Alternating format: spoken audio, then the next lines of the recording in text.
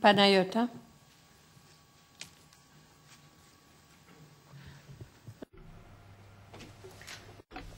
Благодаря, госпожо председател. Колеги, искам първо да поздравя господин Далвая за препоръките, които прави.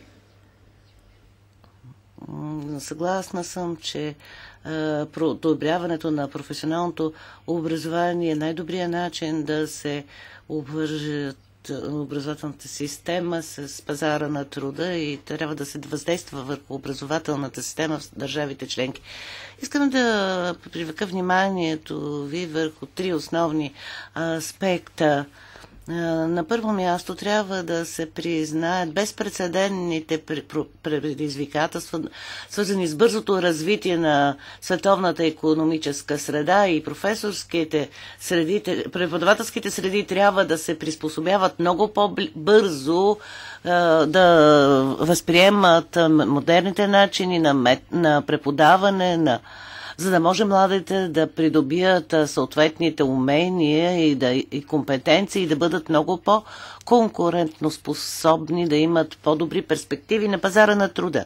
Второ, важно е да се поощрява триъгълника растеж, образование, бизнес и това на равнище региони, защото всеки ден се добавят по 200 хиляди безработни и същевременно има липса на квалифицирани специалисти в областта на технологиите, научно-изследователската дейност, информатиката.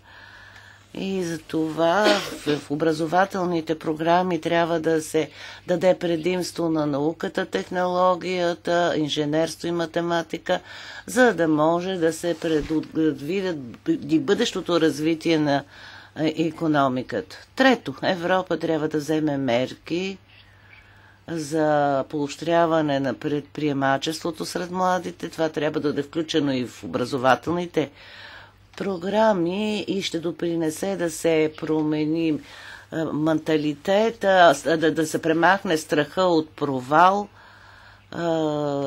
Защо?